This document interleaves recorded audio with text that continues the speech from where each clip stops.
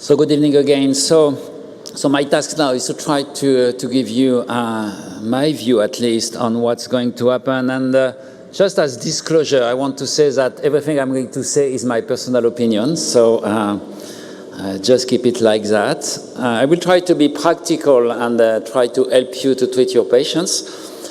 And I will assume that you can use all drugs from guidelines. Of course, if you don't, you will have limitation, but I cannot go through every limitation you have.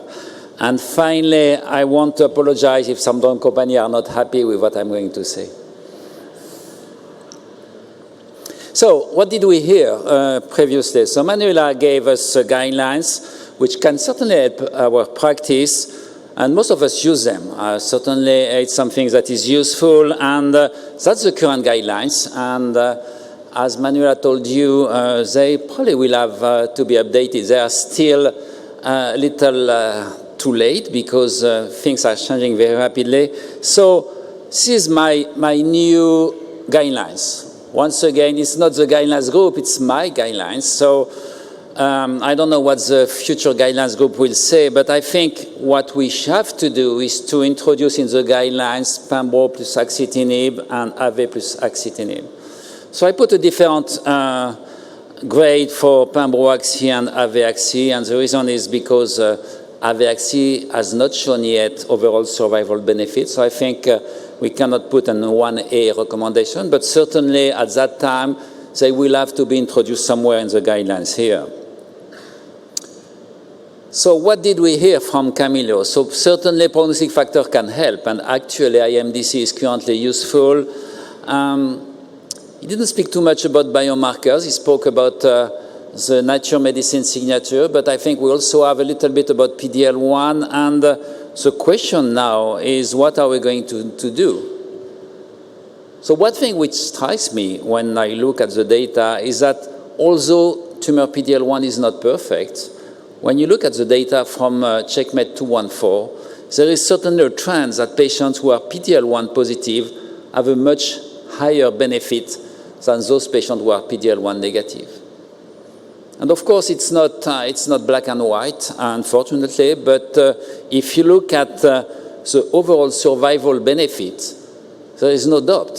Nivo-EP is much better still compared with sunitinib when you look at PD-L1 positive patients here. So whatever you think, this is something that we have to keep in our mind when we are going to make our decision for treatment practice here. What I'm going to try to do, I'm going to try to make it simpler. So just realize what are the grade of recommendation that we use in ESMO.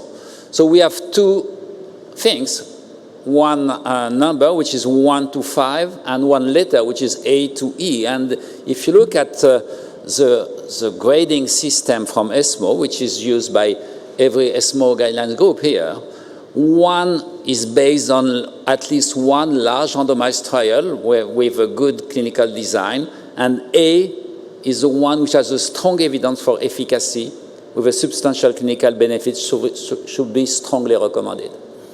So I make it easier for you. So I'm going to try to simplify the guidelines and just take the 1A. So now you have a much better understanding of what you should do here. So good risk patients, pembro-axi, 1A, that's the only one which is 1A now. So for me, no question, if you have access to pembro-axi, you should use pembro-axi here. So intermediate and poor risk, if you go again to 1A, you have two regimens which will be 1A, Nivo-EP and pembro-axi. So not yet absolutely perfect for you, but you still have intermediate and poor risk patient where you have to make your decision if you can. So let's go now to Ron talk. So what he told us, and that's probably true, TKI are still active after IO.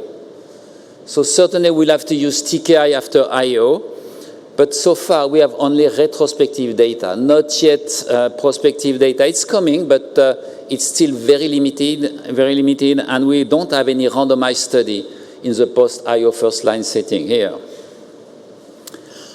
So what should we do? That's the current guidelines. I put my guidelines now. Second line post-TKI, easy. I mean, once again, I put only the 1A, Nivo, Cabo.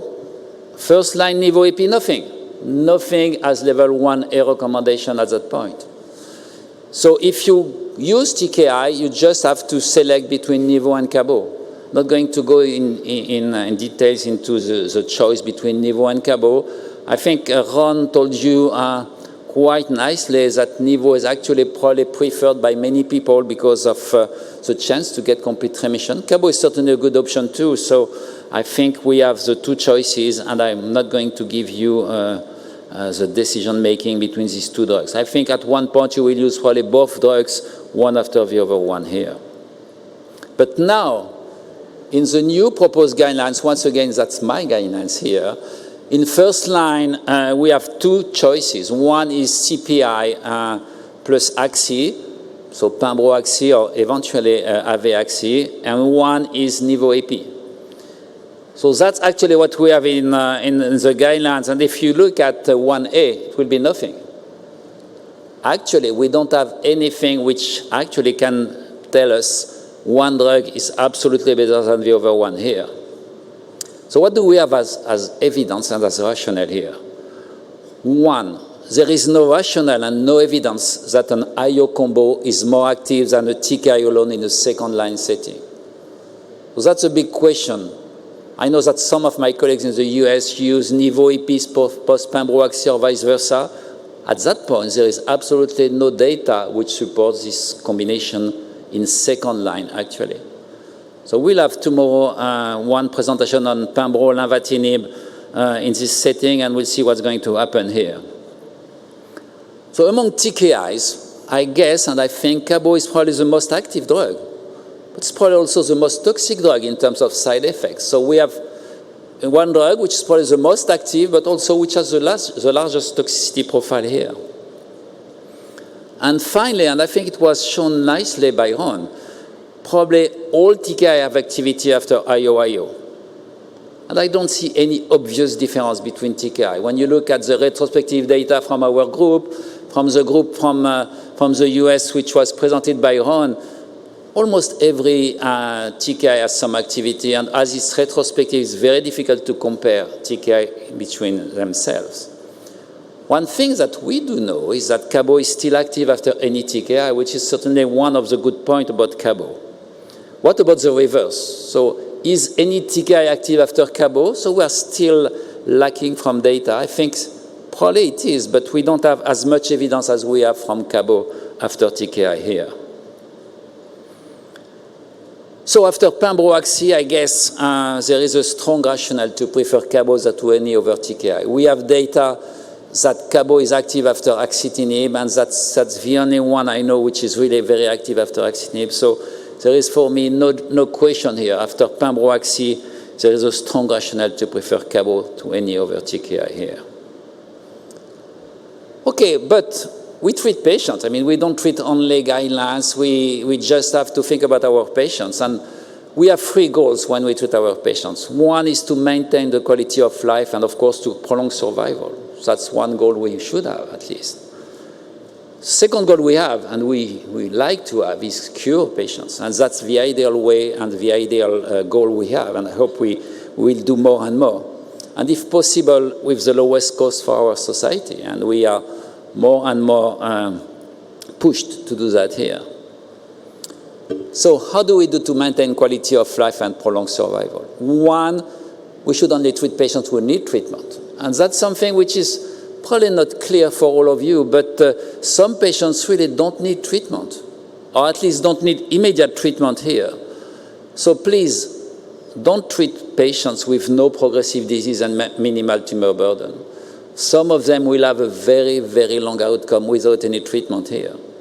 We know that delaying treatment is not harmful for patients like that. And observation is safe in selected patients. So Manuela showed you this very nice study. So we had retrospective data, but Brian Reinisch runs this nice prospective trial showing that, of course, in selected patients, you can delay patients. And look at the median time of surveillance, 15 months. So 15 months without any treatment in median for patients selected like that. And still the PFS with this on the observation was 41% at 12 months. So at 12 months, 41 patients still don't have any treatment here. And you can see that they have a very long survival here. Of course, it's not always easy to know who are these patients, but certainly patients usually with good risk, maybe some of intermediate risk and relatively minimal tumor burden, that are the good patients to think about surveillance here. Second thing, don't treat too long. I mean, we have evidence that we can stop treatment. Drug holiday has been shown by many groups, including our, with TKI. So don't keep patients on TKI for years and years and years. Especially if they have relatively indolent disease, you can do drug holiday, and I can swear you, patients love that. And you can do that, there is no risk. I mean, you can re-challenge a patient with the same drug, it works very well. This strategy doesn't seem to harm patients. And that's actually the same with IO drugs. We treat too long patients. Certainly we can stop treatment at a certain point of view, and we start to have data that we can stop at 2 years. I'm pretty sure that we can stop earlier on in patients who do respond to IO drugs here. So if you treat, use the most active regimen, I guess. For me, no question, Pembro/Axi should be used in good risk patients, of course, if you have access to this drug. If not, TKI are still very good drugs to use in this setting here. So what about Pembro/Axi or Nivo/Ipi in intermediate and poor risk patients? I think intermediate risk patients have more chance to get several lines of treatment. So think about that when you treat your patients here. And PD-L1, although not ideal, might help us. It has some predictive effect for IO-IO combination, so maybe we should use it here. So in the second line setting now, once again, keep the same strategy. Do not switch too fast. I mean, if the patients have toxicity with one drug, before switching to another one, just be sure that they progress on. So some patients will remain without any treatment between first line and second line for months. So don't rush to switch to the other drug. You have time. In good risk patients, you probably will have several lines of treatment to give. So in these patients, sorry for Ipsen, I would probably keep cabozantinib as rescue treatment, since they are still active after TKI failure. I think patients should have the chance to get cabozantinib. But if they have good risk patient, good risk feature, probably you have time to give this drug here. In poor risk patients, that's absolutely the reverse. Probably your last chance to get benefit. And I think in those patients, I would certainly use Cabo as my best drug to use at that point here. Second goal, we should cure our patients. That's at least what we would like to do. Think about surgery at any stage. Of course, Manuela discussed about cytoreductive nephrectomy, but it's not the only time where surgeons have to work with us. You can remove metastasis, sometimes very useful. You can remove a few metastases. You can do local treatment. That's something that you always have to get in your mind at any stage. When you get a good response, maybe you can go to NED by just asking your surgeon to remove what's here. Prefer IO-IO when you think there is a good chance of CR. That's actually probably the combination which gives the highest rate of CR. Especially if you have a PD-L1 positive patient, then the CR rate almost reached 20%. So you get a very good case to actually use Nivo/Ipi until we get more mature data from KEYNOTE-426. Maybe we'll have a higher complete remission rate at that point. So is there any benefit to use IO combination in the second line setting? So I told you there is nothing so far. So tomorrow there will be an interesting presentation in the immunotherapy session about lenvatinib plus pembrolizumab in this setting, and if you have time, go to this session tomorrow morning here. And finally, if possible, with the lowest cost for our society. So that's something that we certainly have to take into account. So what's the value of monotherapy in the first line setting? So we are, of course, going to use combo. Can we use monotherapy here? And we start to have data, and maybe something which we should look at, more carefully. Pembro is active as monotherapy in kidney cancer. That's the 4-7 study. So Ron showed you the non-clear cell part. This is the clear cell part, and you can see that you have 38% objective response with pembro monotherapy, and you have some complete remission here. So one of the questions we have, if we start with monotherapy, are we going to lose a chance to go to complete remission? And that's the goal that was attempted by the Titan study, which was presented yesterday by Oliver Graham here.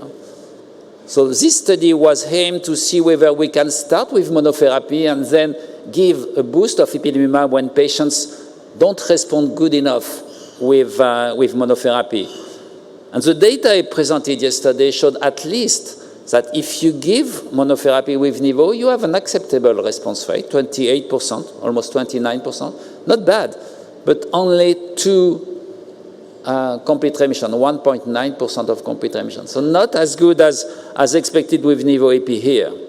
And the question is, we should not lose efficacy if we have this strategy. And at that point, we might lose efficacy. At least in the first line setting, you can see that Nivo EP, we still just have 2% of complete remission. Maybe it's too early, and the data I presented is still premature here. But if we don't get a higher complete remission, I think this strategy might not be a valid strategy in first-line setting here. So practical conclusion and take-home messages. First line, one, never rush to start therapy in asymptomatic patients. And that's really something which I'm very pushing you to do. Pembro-Axi, for me, is the standard of care in good-risk patients. In intermediate and poor-risk patients, choice exists, but do think about CR. If you think you want to get CR, if you think you can get CR, probably use Nivo EP.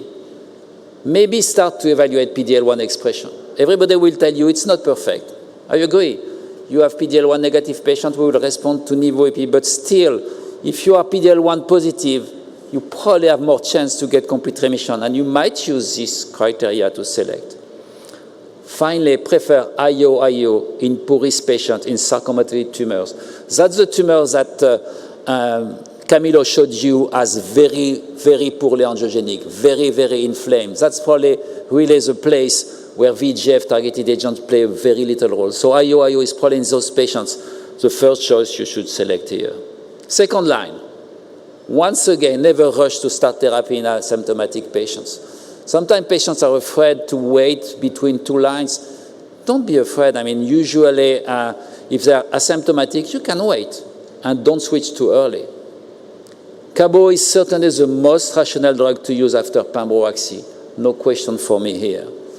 Any TKI can be used after IO, but I would prefer cabozantinib in poor-risk patients. Very little chance to have several lines of treatment in those patients. Use the best one, and actually, Cabo is probably the most active one here.